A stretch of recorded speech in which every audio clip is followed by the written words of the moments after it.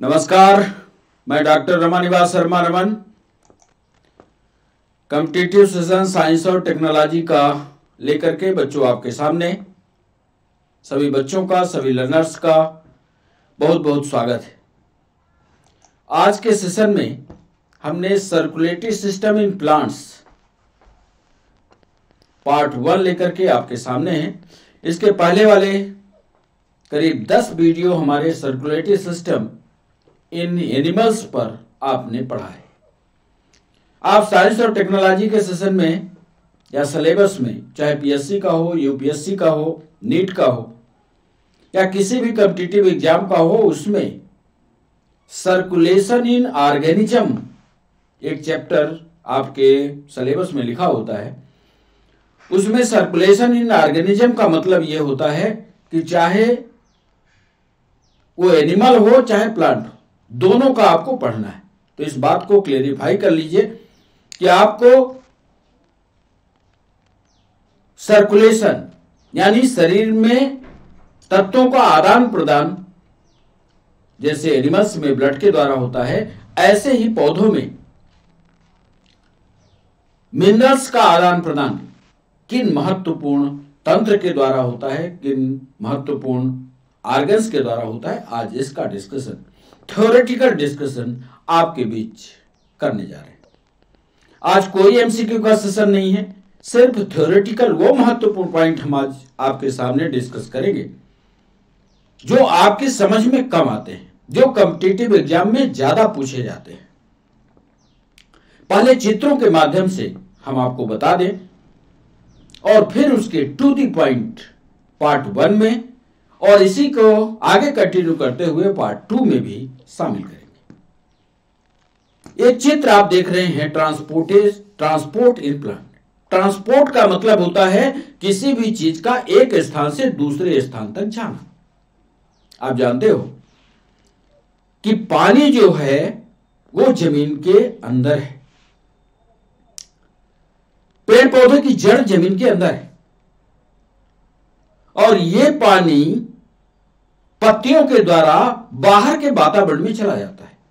क्या कभी आपने सोचा कि क्या इन पौधों के पास किसी तरह के इलेक्ट्रिसिटी वाला पंप है जिसको पौधे चलाते हों और वो पानी एब्जॉर्ब होकर के और बाहर के वातावरण में बाष्पोत्सर्जित होता हो?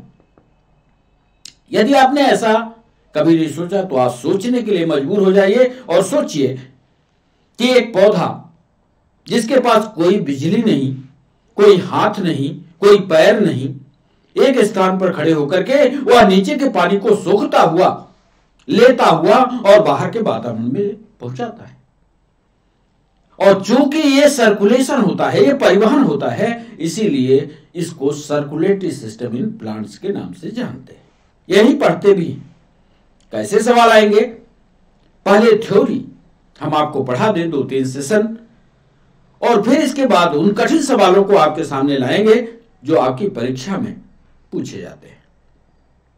कोई भी कॉम्पिटिटिव एग्जाम हो, सवाल सरल नहीं होते, सवाल तथ्यात्मक होते हैं और एग्जामिनर का मूड ये होता है कि वो ऐसे सवाल आपसे पूछे कि आपका दिमाग सोचने को मजबूर हो।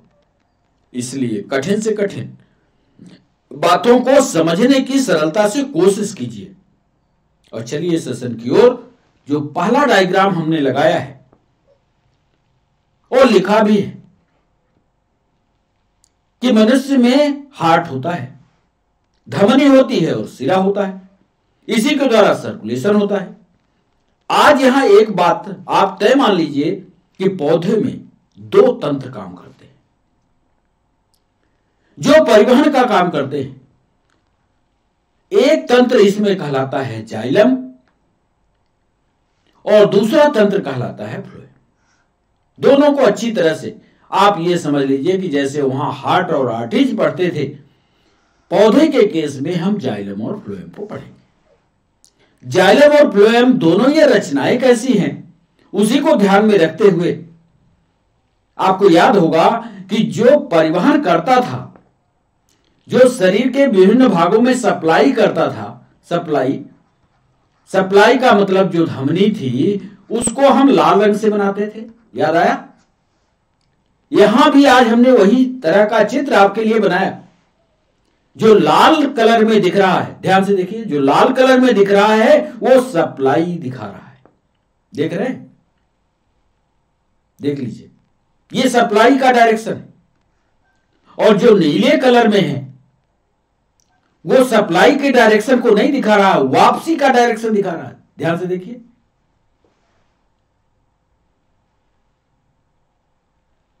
कौन सा काम क्या करेगा, कैसे करेगा, आज इसकी बात, इसको गंभीरता से आपको हम समझाने वाले हैं। तो दो चीजें, दो नाम आपको याद रखना है, जाइलम और फ्लोएम। कॉम्पिटिटिव एग्जाम में ज्यादा उसके विस्तार पर, चित्र पर नहीं जाता। कॉम्पिटिटिव एग्जाम में उन महत्वपूर्ण बातों को पूछता है कि क्या किसका परिवहन करता है, या परिवहन करने के बाद वापसी कौन करता है, यह बात आपको समझनी होती है। तो दो चीजों को यहां पढ़िएगा, जाइलम और फ्लोएम। एक चित्र और आप इसी के साथ बनाया। जाइलम में देखिए वन वे फ्लो है, ये नीट में पूछा गया सवाल। जाइलम हमेशा एक दिशीय प्रभाव दिखाता है, नोट कर लीजिएगा, एक दिशीय प्रवाह होता है। किसमें होता है साहब एक दिशीय प्रभाव? जाइलम में। इसमें देखिए तीर के निशान को हमने एक ही दिशा में बनाया, देख रहे हैं। जबकि फ्लोएम को देख लीजिए, ध्यान से देखिए फ्लोएम की तरफ, इसमें लिखा है दो दिशीय प्रवाह, यानी दोनों दिशाओं में, दोनों दिशाओं। ये पीछे के नीट की परीक्षा में पूछा गया, यूनिवर्सिटी में भी आया है सवाल कि ऐसा कौन सा ऊतक है जो पौधे में पाया जाता है, दो दिशीय प्रभाव दिखाता है, प्रवाह दिखाता है, और ऐसा कौन सा ऊतक है जो एक दिशीय प्रभाव दिखाता है। तो याद रखिए, एक दिशीय प्रभाव में जाइलम का उदाहरण दीजिएगा और दो दिशीय प्रभाव में फ्लोएम का उदाहरण दीजिएगा। इसमें भोजन और भोज्य पदार्थ, पानी और भोज्य पदार्थ दोनों दिशाओं में चल रहे हैं। ध्यान से देखिए, तीर का निशान इधर भी जा रहा, तीर का निशान इधर भी जा रहा, छेद लगे हुए। बाकी विस्तार से संरचना आपको जानने की जरूरत नहीं है। और लेकिन इसमें वाटर और मिनरल्स, इसमें ध्यान से देखिए, इसमें कहीं भी हमने फूड नहीं लिखा, भोजन नहीं, यहां से भोजन का परिवहन नहीं, यहां पर है भोजन का परिवहन, यहां पर मिनरल है, यहां पर रॉ मटेरियल है, रॉ मटेरियल है जिससे भोजन बनेगा। लेकिन बना हुआ भोजन फ्लोएम के द्वारा परिवहित होगा। जरा इन बातों को यदि दिमाग में आप रखोगे तो इसके अगले सेशन में जब हम कॉम्पिटिटिव सवाल आपसे पूछेंगे तो आपसे उत्तर बनेगा। इन चित्रों को महत्वपूर्ण ढंग से आप अपने नोट्स में बनाइएगा और जितनी बात बोल रहे हैं उतना लिखिएगा जरूर, क्योंकि जब कॉम्पिटिटिव सेशन लाएंगे, एमसीक्यू का सेशन लाएंगे, तो ये सारी बातों को हम उठाएंगे, आपसे सवाल पूछेंगे। समझ गया? पहले चित्र ये सब हम लिखेंगे भी। बोले साहब इसके पास, पौधे के पास तो कोई पंप नहीं है कि ये पानी को नीचे से ऊपर ले जाए, कि बिजली की स्विच ऑन करेगा, नीचे से सैंक्शन करेगा, ऊपर पहुंचा देगा। तो क्या होगा? तो एक प्रोसेस होती है, इस प्रोसेस को हम विसरण कहते हैं। बहुत बच्चों को विसरण की परिभाषा नहीं पता होगी। हम सरल भाषा में आपको समझाते हैं कि विसरण क्या है। एक दिन आप रोज करते होगे पूजा, पूजा करते समय आप अगरबत्ती जलाते हो, अगरबत्ती जला करके छोड़ दिया, थोड़ी देर बाद उस कमरे में आप पहुंचिए तो आप देखेंगे कि धुआं जो है या सुगंध उसकी पूरे कमरे में फैल गई। अगरबत्ती को आपने एक स्थान में जलाया और धुआं उसका पूरे कमरे में फैल गया, सुगंध उसके पूरे कमरे में फैल गई। ये जो प्रक्रिया हुई, एक स्थान से पूरे कमरे में फैलने की प्रक्रिया, यही कहलाती है विसरण। प्रैक्टिकल है। प्रोसेस क्या होती है, विसरण की प्रक्रिया क्या होती है, उसको हम 3 भागों में आपको बताएंगे। एक तो डिफ्यूजन, डिफ्यूजन की परिभाषा आपको समझा गए। एक होता है फैसिलिटेटेड डिफ्यूजन, एक होता है पैसिव ट्रांसपोर्ट और एक होता है एक्टिव ट्रांसपोर्ट। इनको आगे हम थ्योरी लिख करके आपको समझाएंगे। इतना आप समझ लो कि पैसिव ट्रांसपोर्ट में किसी भी प्रकार की शक्ति नहीं लगती, पावर नहीं लगती। पीएससी में पूछा है सवाल, ऐसा ट्रांसपोर्ट बताइए जिसमें शक्ति ना लगती हो। शक्ति का मतलब एटीपी, एटीपी न लगती हो, ऐसा कौन सा ट्रांसपोर्ट है? बोलना पैसिव है साहब। एक्टिव ट्रांसपोर्ट कौन सा ट्रांसपोर्ट है? जिसमें ऊर्जा लगती हो, वो एक्टिव ट्रांसपोर्ट कहलाएगा। कैसे लगती है ये आगे प्रक्रिया हम आपको लिख करके समझा देंगे। यहां पर देखिए 1, 2 और 3, यानी ये 3 प्रोसेस। पहली प्रोसेस में डिफ्यूजन हो रहा, विसरण हो रहा। तो विसरण कैसे हुआ होगा? विसरण में ये ज्यादा है, देखा, ये ज्यादा है, तो ज्यादा के कण कम की ओर चले गए, जहां सांद्रता उनकी कम थी, यानी अधिक सांद्रता से कम सांद्रता की ओर। चलो साहब, ये कण जो है चले आए। दूसरी प्रोसेस में करा फैसिलिटेटेड डिफ्यूजन, एक सुविधा दे दी जाए, एक पाइप लगा दी जाए और ये कण जो है यहां से प्रवाहित हो जाए, पाइप लगा करके सुविधा दी गई और ये कण इधर चले आए, ये फैसिलिटेटेड हुआ। और तीसरा क्या हुआ? पहली प्रोसेस, पहली और दूसरी को बिना किसी ऊर्जा के, बिना किसी ताकत से ये कण जो है अधिक सांद्रता से कम सांद्रता की ओर अपने आप चले जाए, बिना किसी मेहनत के अपनी ताकत पर चले जाए, तो उसको पैसिव ट्रांसपोर्ट कहते हैं। और एक्टिव ट्रांसपोर्ट कब कहते हैं? एक्टिव ट्रांसपोर्ट वो प्रक्रिया है जिसको हमको ऊर्जा लगा करके, धक्का मार करके, ताकत लगा करके इस विसरण की प्रक्रिया को करवाया जाए। ये देखो यहां 3 ही बचे, ज्यादा से ज्यादा अणु नीचे चले गए, इसमें ताकत लगाया हमने, ताकत लगाकर ज्यादा से ज्यादा कणों को अंदर कर दिया। ये प्रक्रिया भी लिख करके जब हम आपको समझाएंगे, चित्र आप ध्यान में रखिएगा, प्रक्रिया को जब लिख करके समझाएंगे तो आपको समझ में आ जाएगा। एक प्रक्रिया और जिस पर सवाल कॉम्पिटिटिव एग्जाम में पूछा जाता है वो कहलाती है परासरण। ऑस्मोसिस क्या है? परासरण या ऑस्मोसिस एक ऐसी प्रक्रिया है जिसमें विलेय और विलायक का या सांद्रता का ऊपर नीचे होना, विसरण होना, यह प्रक्रिया इसमें शामिल होती है। जरा देखिए, पहले एक सामान्य कोशिका को समझिए। यह है एक सामान्य कोशिका। इस सामान्य कोशिका में एक बार पानी अंदर गया, देख रहे हैं ये पानी का डायरेक्शन बनाया, और एक प्रक्रिया में ये पानी बाहर गया। Amount of water transported into the cell equal to the amount of water transported out from the cell. जितना पानी अंदर गया, यदि उतना पानी बाहर निकल गया, जितना गया उतना ही पानी माइनस के द्वारा बाहर चला गया, ऐसा विलयन जो है आइसोटोनिक सॉल्यूशन कहलाएगा। सम विलयन इसको कहते हैं। दूसरी प्रक्रिया में हाइपोटोनिक और एक होता है हाइपरटोनिक। हाइपर माने तेज, हाइपो माने कम।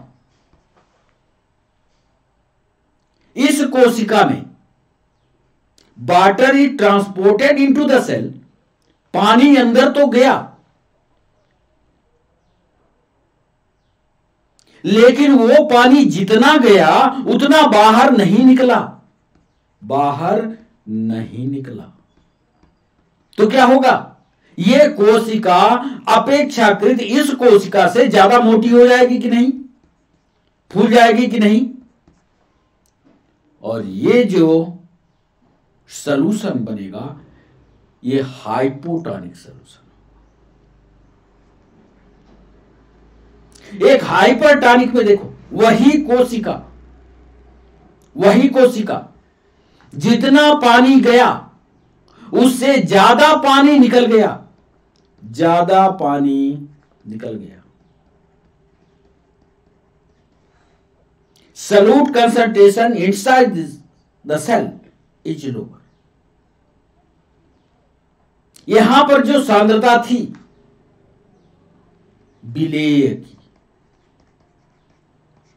विलेय की सांद्रता यहां कम हो गई।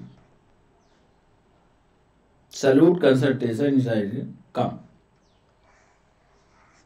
जो इसके अंदर माल था वो बाहर चला गया। एक होता है बच्चों विलायक, पहले ये समझो, एक होता है विलेय, इसको अंग्रेजी में कहते हैं सॉल्वेंट और इसको कहते हैं सॉल्यूट। विलायक जो घोले, ठीक, और विलेय जो घुल जाए। ये केमिस्ट्री की क्लास में कई बार हमने आपको समझाया। अब यहां से पानी जो है अच्छा विलायक है, ये भी नोट कर लेना, पानी अच्छा विलायक है। अब इस बात को ध्यान में रखते हुए कि पानी अच्छा विलायक है, यहां से ये बात को सिद्ध कर, पानी गया तो अंदर, विलायक गया अंदर, लेकिन जितना गया उससे ज्यादा निकल गया। तो जो घुलने वाली इसकी मात्रा थी, जिसने घुला था ये, उसकी मात्रा घटी, विलेय की मात्रा कम हो गई। यानी सांद्रता पानी की घटी, ध्यान से सुनना, सांद्रता पानी की घटी, और ऐसा जो विलयन होता है वो हाइपरटोनिक सॉल्यूशन होता है। ऐसे बहुत सारे कॉम्पिटिटिव सवाल हम तैयार करेंगे और आपसे पूछेंगे, इसलिए इस चित्र को ध्यान रखिएगा। Amount of water transported into the cell equal to the amount of water transported out from the cell is called isotonic solution. Solute concentration inside the cell equal to the solution outside the cell. यदि विलेय की मात्रा और विलायक की मात्रा, जो घुला है और जो घोल रहा है, ये दोनों की मात्रा बराबर हुई तो ऐसा विलयन आइसोटोनिक। दूसरा, यदि विलेय की मात्रा ज्यादा हुई और विलायक की मात्रा कम हुई तो ऐसा सॉल्यूशन हाइपोटोनिक होगा। और यदि विलेय की मात्रा कम हुई, विलायक की मात्रा ज्यादा हुई, तो ऐसा सॉल्यूशन हाइपरटोनिक सॉल्यूशन कहलाएगा। तीनों सॉल्यूशन पढ़ना, ना समझ में आएगा तो कमेंट सेक्शन में हमसे पूछो, हम उसको फिर से आपको समझाएंगे।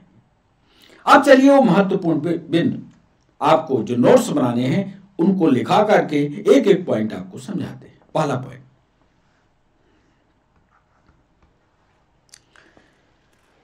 प्लांट्स में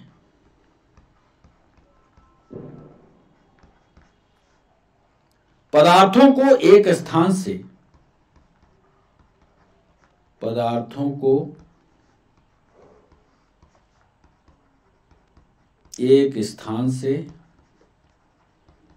दूसरे स्थान तक, बिल्कुल सामान्य भाषा में लिख रहे हैं, ले जाने की प्रक्रिया, दूसरे स्थान तक ले जाने की प्रक्रिया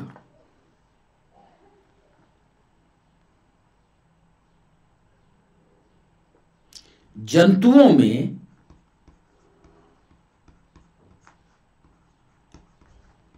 अलग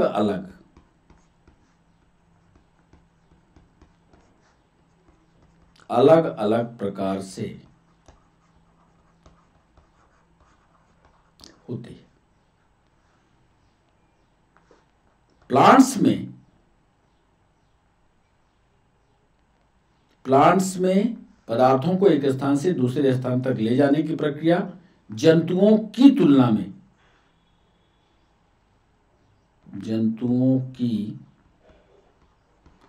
तुलना में अलग अलग प्रकार से होती है।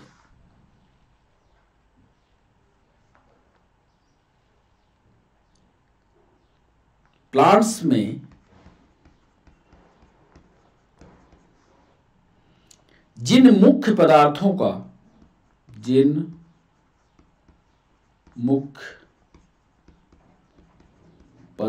का परिवहन होता है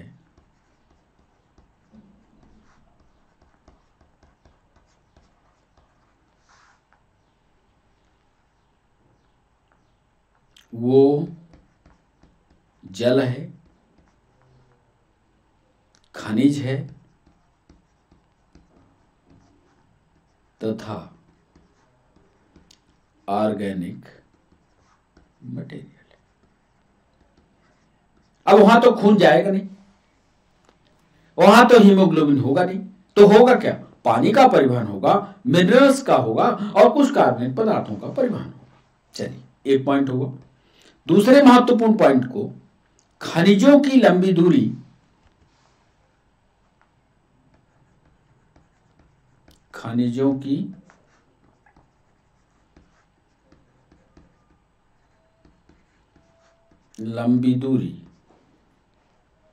के लिए,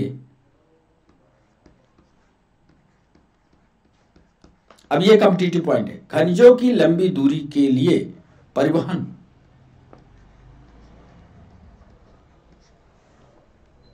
वैस्कुलर बंडल या संवहनीय ऊतकों के द्वारा होता है। संवहनीय ऊतकों के द्वारा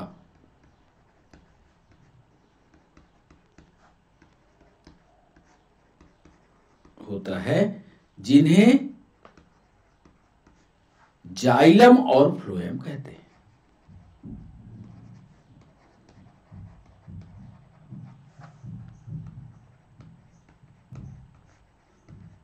ठीक है।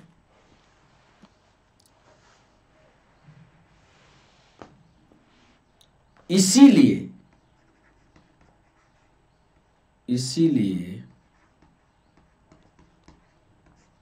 यह प्रक्रिया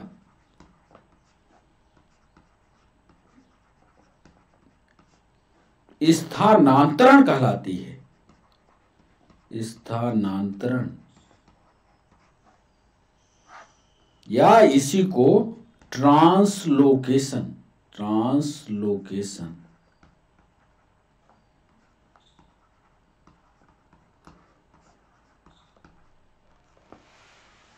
खनिजों की लंबी दूरी का परिवहन होता है।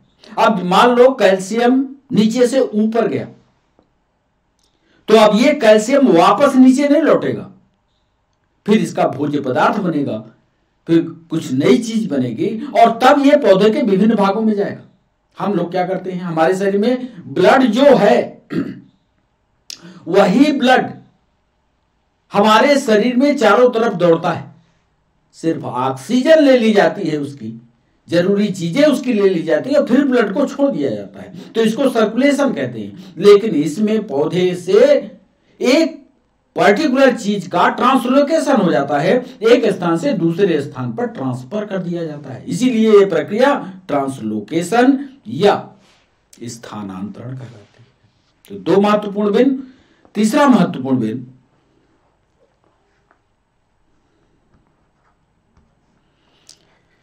डिफ्यूजन क्या है? डिफ्यूजन में पदार्थों का गमन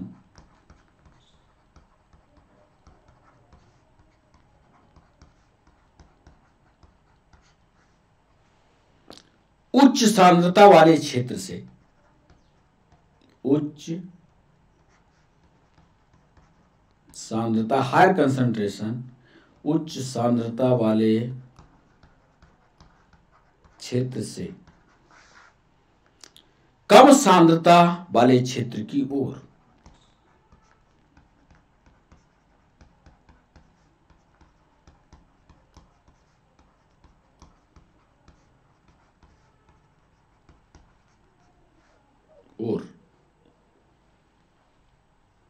होता है। ध्यान रखिएगा, डिफ्यूजन में या विसरण में पदार्थों का जो गमन होता है, मटेरियल का जो आदान प्रदान होता है, वो उच्च सांद्रता से कम सांद्रता वाले क्षेत्र की ओर होता है। अगरबत्ती का उदाहरण दिया हमने, अगरबत्ती जलाया तो जहां पर अगरबत्ती जल रही थी अगरबत्ती की मात्रा ज्यादा थी, लेकिन कमरे के कोने कोने पर अगरबत्ती की मात्रा कम थी। तो डिफ्यूजन की प्रोसेस में क्या हुआ, पदार्थों का गमन तो हुआ लेकिन उच्च सांद्रता से कम सांद्रता की ओर हुआ। विसरण की जो ताकत है या विसरण की जो अवस्था है किन किन बातों पर निर्भर करती है। एक बार नीट में यह भी सवाल पूछा गया, यही लाइन लिख रहे हैं कि विसरण या डिफ्यूजन की सांद्रता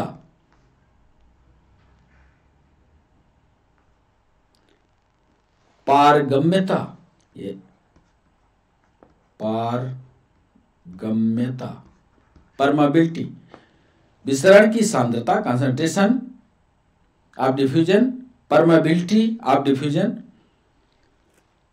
ताप तथा दाब से प्रभावित होते।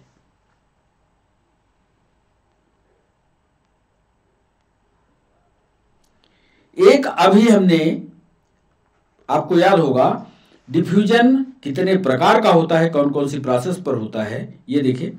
एक हमने लिखा है फैसिलेटेड डिफ्यूजन क्या है, सुविधा युक्त सुगम्य विसरण, इसको क्या कहते हैं, ये भी सवाल पीएससी ने पूछा था। इसको भी चौथे पॉइंट पर हम लिखे देते हैं कि फैसिलेटेड डिफ्यूजन में, फैसिलेटेड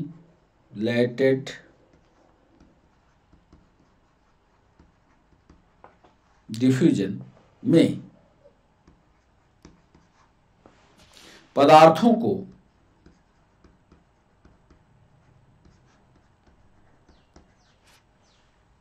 झिल्ली के आर पार करने में, झिल्ली के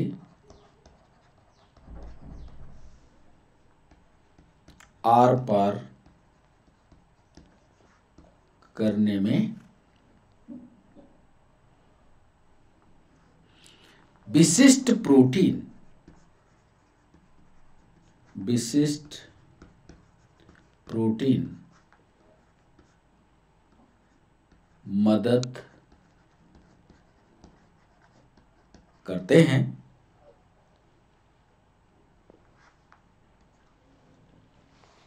जरा चित्र में फिर एक बार वापस आइए, यहां देखिए ये फैसिलेटेड डिफ्यूजन हो रहा। फैसिलेटेड डिफ्यूजन में यहां पर पीले कलर से जो हमने चीज बनाई है, हमने कहा था आपको बाद में बताएंगे, ये जो विशेष रचना होती है ये प्रोटीन होती है।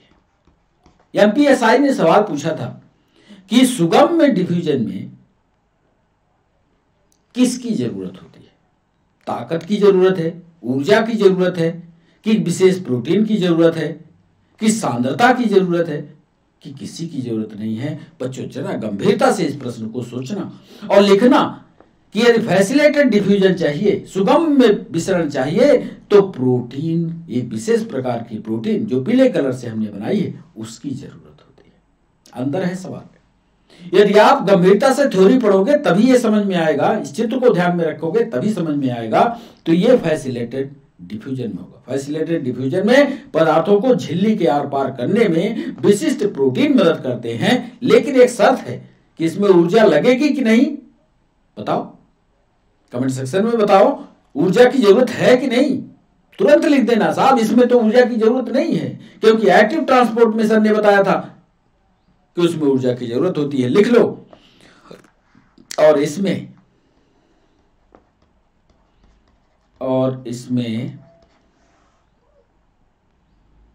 एटीपी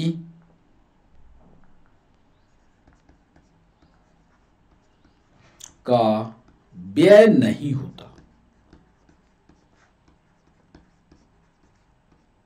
एटीपी व्यय नहीं होते। अब इस पॉइंट को आप पढ़े रहना, जब हम एमसीक्यू का सेशन लाएंगे तो यहीं से सवाल उठाएंगे, इन्हीं सवालों को पूछेंगे। पचमा महत्वपूर्ण,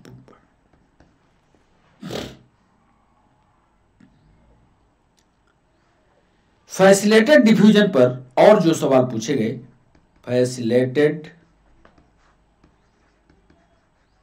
डिफ्यूजन अति विशिष्ट होता है।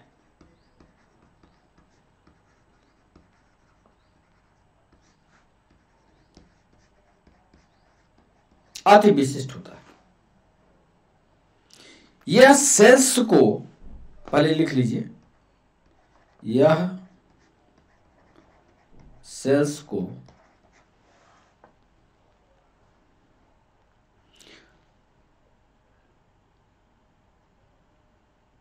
यह कोशिकाओं को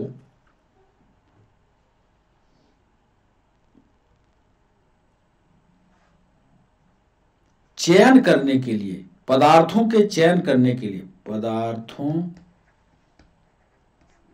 के चयन की अनुमति देता है।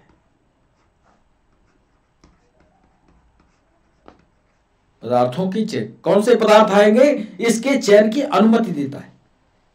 जब हम आपको एनिमल सेल पढ़ाएंगे उस समय देखेंगे कि जो बाहर की कोशिका झिल्ली होती है उससे कैसे पदार्थ अंदर जाते हैं, कैसे पदार्थ बाहर जाते हैं, ये विस्तार से समझाएंगे। कोशिका झिल्ली पर विस्तार से 1 घंटे का लेक्चर बनेगा, उसको विस्तार से समझाएंगे। तो फैसिलेटेड डिफ्यूजन अति विशिष्ट होता है। यह कोशिकाओं को पदार्थों के चयन की अनुमति देता है।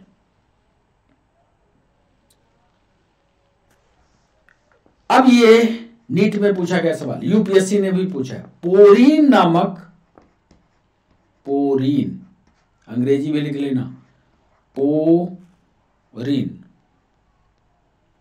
RINS, पोरिन्स नामक प्रोटीन,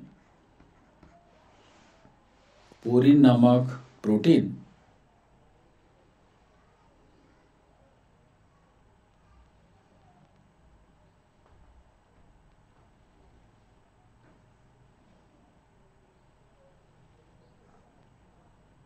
जो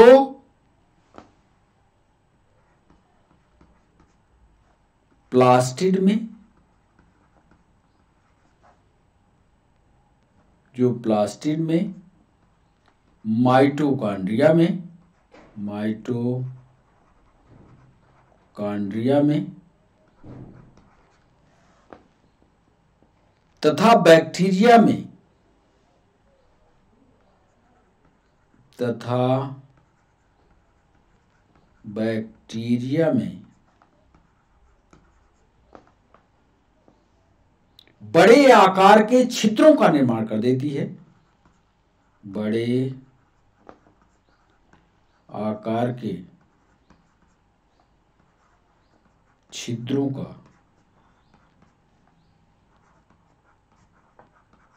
निर्माण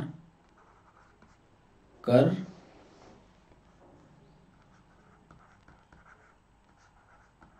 देती है।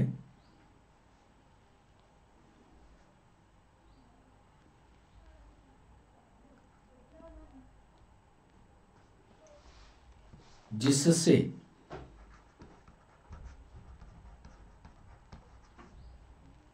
पदार्थों का आवागमन, पदार्थों का आवागमन सुगम्य हो जाता है। समझ गया? पोरीन नामक एक प्रोटीन है। कहां है साहब पोरीन नामक प्रोटीन? यहां दे। ये प्रोटीन का जो बंडल आपको दिख रहा है, ये प्रोटीन के बंडल का काम ये है कि जो पदार्थ यहां है बाहर, इस पदार्थ का पहले ये सेलेक्ट करे कि इस पदार्थ को अंदर जाना है कि नहीं जाना है। तो इसको सेलेक्ट करने के बाद फिर ये छेद का निर्माण कर देती है, ऐसे ऐसे छेद बना देती है, और इन्हीं छेद के माध्यम से ये जरूरी प्रोटीन जो बाहर है ये अंदर घुस करके अंदर चले जाते हैं। तो बेसिक ये सवाल है, हो सकता है आपकी किताबों पर ना लिखा हो। इसकी गंभीरता को देखते हुए आप नोट्स जब बनाइए तो इन बिंदुओं को जरूर लिखिएगा कि पोरीन नामक प्रोटीन पोर्स बनाने का काम करती है, भोजन को सेलेक्ट कर लेती है, जिन पदार्थों को अंदर जाना होता है फिर उनको अंदर भेजती है।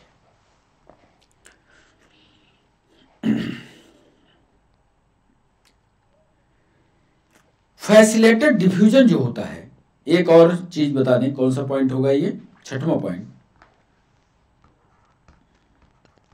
फैसिलेटेड डिफ्यूजन 3 प्रकार का होता है। यूपीएससी में एक बार मेंस पर लिखवाया है, 15-20 नंबर का ये सवाल था। फैसिलेटेड डिफ्यूजन 200 शब्दों में लिखिए। फैसिलेटेड डिफ्यूजन तो सभी पढ़ के गए थे, लेकिन फैसिलेटेड डिफ्यूजन कोई नहीं पढ़ के गया था। तो फैसिलेटेड डिफ्यूजन को आज आप समझ लीजिए कि ये सुगम में विसरण क्या होता है। फैसिलेटेड डिफ्यूजन 3 प्रकार का होता है, 3 प्रकार का होता है। ए को कहते हैं सिम्पोर्ट, SYMPORT। दूसरा एंटीपोर्ट,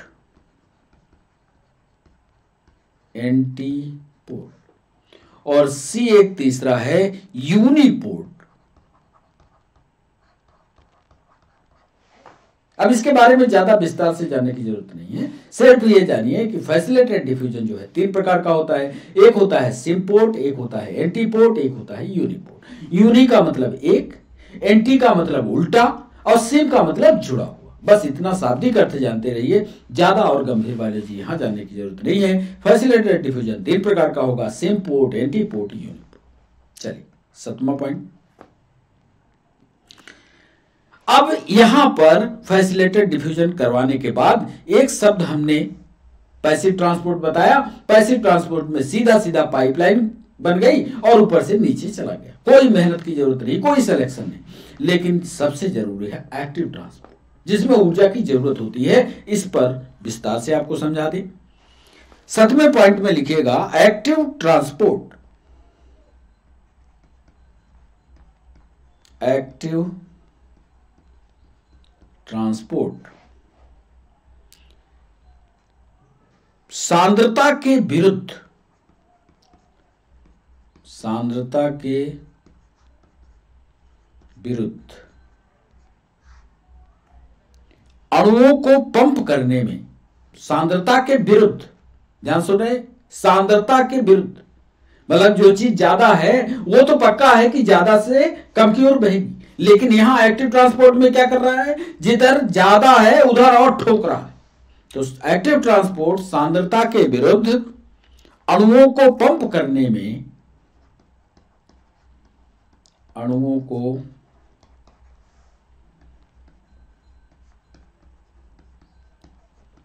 पंप करने में ऊर्जा का उपयोग करता है।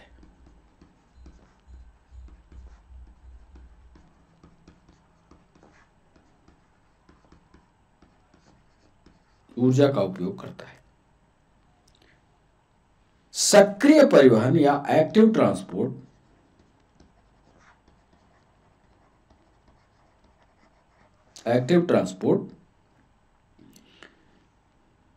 झिल्ली को प्रोटीन द्वारा, झिल्ली को प्रोटीन द्वारा ऊर्जा का प्रयोग करती है।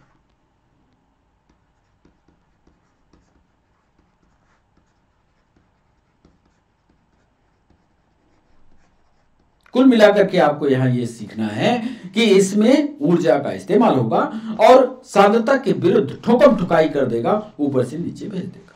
8वें पॉइंट पर आइए, और 8वें पॉइंट पर ना आए इसके पहले इसका उदाहरण समझ लें। आपने देखा होगा टेरेस्ट्रियल प्लांट, टेरेस्ट्रियल प्लांट या रेगिस्तान, टेरेस्ट्रियल प्लांट जो रेगिस्तान में होते हैं, प्रतिदिन भारी मात्रा में,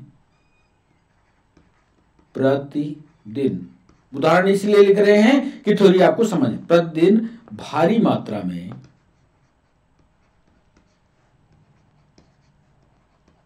पानी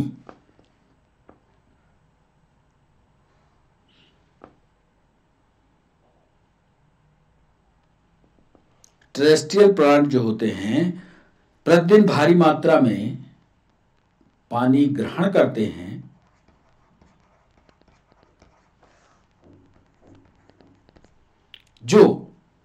लेकिन पत्तियों में इनका अधिकतर भाग,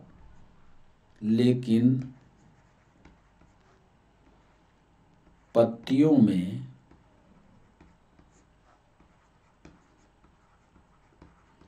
इनका अधिकतर भाग बाष्पोत्सर्जन के द्वारा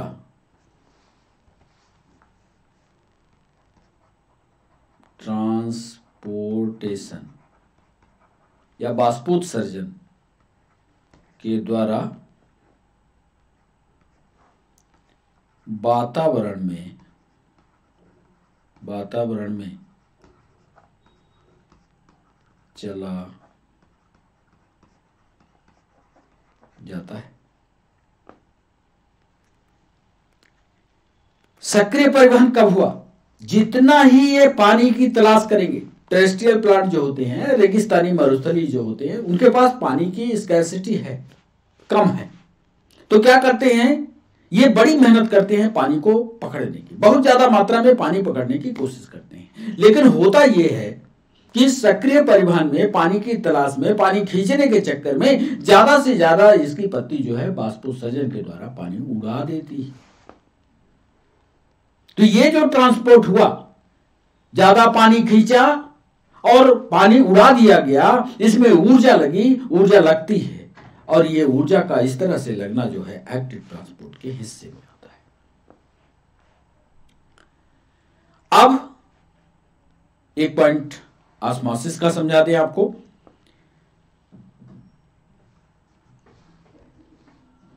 आठवें पॉइंट पर ऑस्मोसिस एक विशेष प्रकार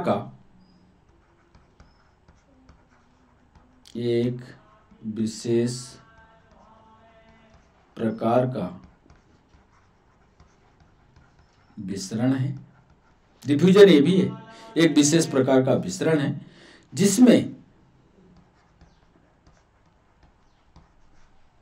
अर्धपारगम्य झिल्ली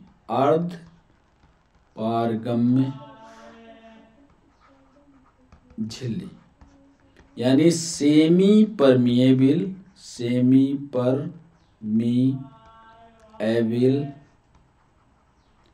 मेम्ब्रेन द्वारा, अब यहां से समझ लेना, विलायक, समझ गए, सॉल्वेंट, विलायक के अणु अपने उच्च सांद्रता वाले क्षेत्र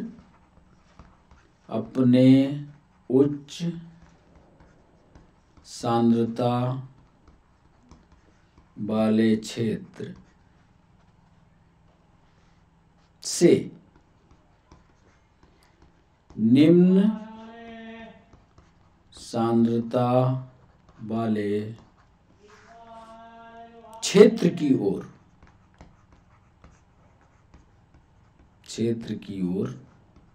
गति करते। समझ गए? है ये डिफ्यूजन ही, लेकिन इसमें शर्त एक लग गई कि एक झिल्ली लगा दी गई, वो झिल्ली अर्धपारगम्य होती है जिसको अंग्रेजी में सेमी परमेबल कहते हैं। इसमें विलायक के अणु, सॉल्वेंट के मूवमेंट होगा, जिसमें विलायक के अणु उच्च सांद्रता वाले क्षेत्र से निम्न सांद्रता वाले क्षेत्र की ओर गति करेंगे। याद कर लेना, ये 8वां ऑस्मोसिस इसी को कहते हैं। ऑस्मोसिस से इससे ज्यादातर बच्चों को डिफ्यूजन और ऑस्मोसिस में कंफ्यूजन होता है। डिफ्यूजन हमने उधर लिख दिया है, ऑस्मोसिस इधर लिख दिया है। दोनों परिभाषाओं को आप जब नोट्स बनाना तो दोनों के तुलनात्मक अध्ययन जरूर कर लेना ताकि आपको भूले।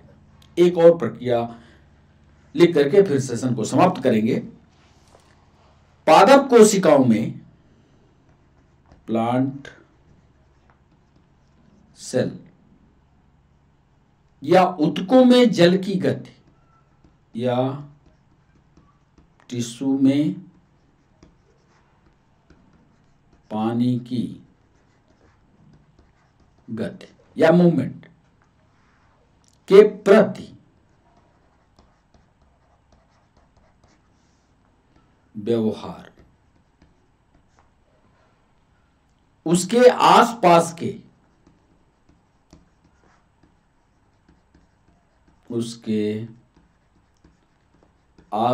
के बिलियन पर निर्भर करता है।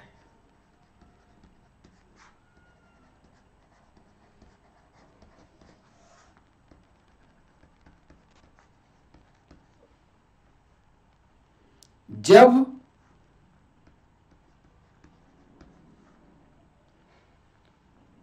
बिलियन हाइपरटॉनिक होगा,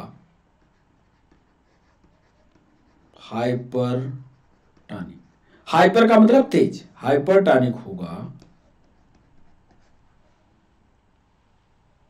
तब पानी एक्स ऑस्मोसिस करेगा, एक्स ऑस्मोसिस द्वारा बाहर निकल जाता है।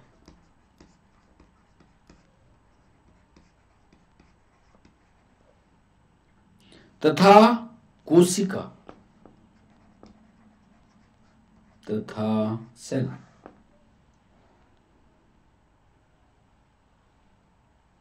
जीव द्रव्य कुंचित या प्लाज्मोलाइज्ड हो जाती है, प्लाज्मोलाइज्ड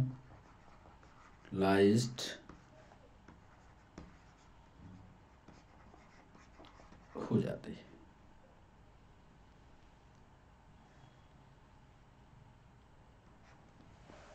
प्लांट सेल या टिश्यू में पानी की गति के प्रति व्यवहार उसके आसपास के बिलियन पर निर्भर करता है। जब बिलियन हाइपरटॉनिक होगा तब पानी एक्स ऑस्मोसिस के द्वारा बाहर निकल जाएगा और कोशिका जो है उससे सिकुड़ जाएगी। बड़ी सारी प्रक्रियाओं को हम अगले सेशन में जरूर देखेंगे। अभी इनहिबिशन पढ़ाना है, अंतःचूषण पढ़ाना है। यहां पर ये कह रहे हैं कि मान लीजिए कोई एक ऐसी कोशिका है जिसको नमक के घोल में रख दिया गया, तो नमक के घोल में जब रखा जाएगा तो उसमें पानी की सांद्रता कम होगी और कोशिका में पानी की सांद्रता कम ज्यादा है, तो क्या होगा कि उस कोशिका का पानी नमक के घोल में चला जाएगा और कोशिका जो है सिकुड़ जाएगी। यह प्रक्रिया कहलाती है प्लाज्मोलाइसिस की। इसको विस्तार से हम अगले सेशन में देखेंगे। अगले सेशन में इसका पार्ट 2 थ्योरेटिकल डिस्कशन करेंगे। आज जो हमने डिस्कस किया वो 9 पॉइंट थे। 9 पॉइंट को एक बार फिर से पढ़ करके हम आपको सुना देते हैं कि प्लांट्स में पदार्थों को एक स्थान से दूसरे स्थान तक ले जाने की प्रक्रिया जंतुओं की तुलना में अलग अलग प्रकार से होती है। प्लांट्स जिन मुख्य पदार्थों का परिवहन होता है वो जल, खनिज तथा ऑर्गेनिक मटेरियल होते हैं। खनिजों की लंबी दूरी के लिए परिवहन संबंधी ऊतकों के द्वारा होता है, जिन्हें क्रमशः जाइलम और फ्लोएम कहते हैं। इसीलिए यह प्रक्रिया ट्रांसलोकेशन कहलाती है। डिफ्यूजन में पदार्थों का गमन उच्च सांद्रता वाले क्षेत्र से कम सांद्रता वाले क्षेत्र की ओर होता है। विसरण की सांद्रता, पारगम्यता, ताप तथा दाब से प्रभावित होती है। फैसिलिटेटेड डिफ्यूजन या सुगम्य विसरण में पदार्थों को झिल्ली के आर पार करने में विशिष्ट प्रोटीन मदद करता है और इसमें एटीपी बैन नहीं होते। फैसिलिटेटेड डिफ्यूजन अति विशिष्ट होता है। इसमें एक प्रकार की प्रोटीन बनती है, एक प्रोटीन मदद करती है जिसको पोरिन प्रोटीन कहते हैं। यह पोरिन प्रोटीन प्लास्टिड में, माइटोकॉन्ड्रिया में तथा बैक्टीरिया में बड़े बड़े छेद का निर्माण कर देती है और जिस छेद के द्वारा सेलेक्टिव भोज्य पदार्थ जो है अंदर की ओर चला जाता है। फैसिलिटेटेड डिफ्यूजन मुख्य रूप से 3 प्रकार का होता है, जिसे क्रमशः सिम्पोर्ट, एंटीपोर्ट, यूनिपोर्ट कहते हैं। एक्टिव ट्रांसपोर्ट सांद्रता के विरुद्ध अणुओं को बंप करने में ऊर्जा का उपयोग करता है। एक्टिव ट्रांसपोर्ट झिल्ली को प्रोटीन द्वारा ऊर्जा का प्रयोग करती है। टेरेस्ट्रियल प्लांट प्रतिदिन भारी मात्रा में पानी खींचता है, लेकिन उतनी ही मात्रा में पानी जो है पत्तियां बाहर ट्रांसपिरेशन के द्वारा या बाष्पोत्सर्जन के द्वारा उड़ाती हैं। ऑस्मोसिस एक विशेष प्रकार का विसरण है जिसमें अर्धपारगम्य झिल्ली या सेमी परमेबल मेम्ब्रेन द्वारा विलायक के अणु अपने उच्च सांद्रता वाले क्षेत्र से निम्न सांद्रता वाले क्षेत्र की ओर गति करते हैं। प्लांट सेल या टिश्यू में पानी की गति के प्रति व्यवहार उसके आसपास के विलयन पर निर्भर करता है। जब विलयन हाइपरटोनिक होता है तब पानी एक्सऑस्मोसिस तथा के द्वारा बाहर निकलता है तथा सेल प्लाज्मोलाइज्ड कहलाती है। तो बच्चों, सर्कुलेशन इन प्लांट को एक एक पॉइंट आप तैयार रखना, इस पर बहुत सारे एमसीक्यू बनने जा रहे हैं। कई पार्ट में हम थ्योरी को आपको समझा देंगे, याद करवा देंगे, ताकि जब हम आपसे एमसीक्यू पूछे तो आपसे बन जाए। तो बच्चों, आज के लिए बस इतना ही। कैसा लगा सेशन, ये जरूर आप अपने कमेंट सेक्शन में बताइएगा। फिर हमारी आपकी मुलाकात होती है, तब तक के लिए बच्चों बाय बाय, नमस्कार।